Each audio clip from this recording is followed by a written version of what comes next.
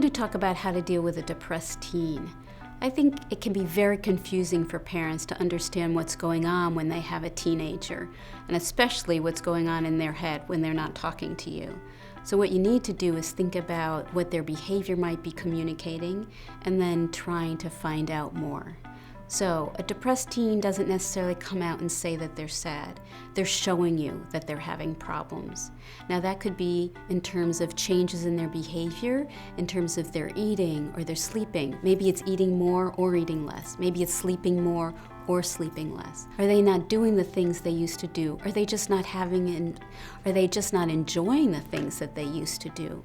Also, are they being less involved with the family? Are they not involved with their friends or their activities like they used to? Of course, the other place you might notice a teen is depressed is by looking at their performance in school.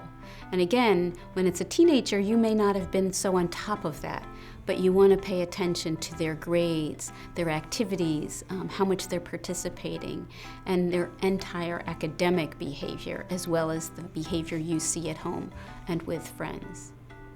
Now, the thing that's also a little tricky for parents these days with teenagers is you don't always know what's going on, and you need to in terms of their social networks, and that means their social media networks. So kids can be bothered by things that are going on online. They can also be keeping some of those things underground and away from you because it's happening not in front of you, but in front of them. And we have, Facebook and emails and all sorts of text, and it's coming right into their own home, but you may not see it, but they're being very impacted by it. So changes in their behavior, being more angry, being more upset, being more sad, it's going on too long, and you don't really have an explanation for it.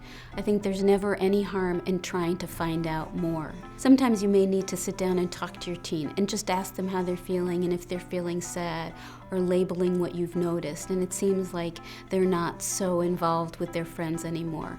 And the things you're particularly paying attention to is if they're feeling hopeless or helpless about their life or about some problem that they're having that they can't seem to solve. And certainly if a child ever talks about self-harm, then you want to be very careful and be proactive about getting some help for that. The sooner you intervene and help a teenager that's depressed, the much better the long-term outcome is for them to learn how to feel better and what to do to stay feeling better.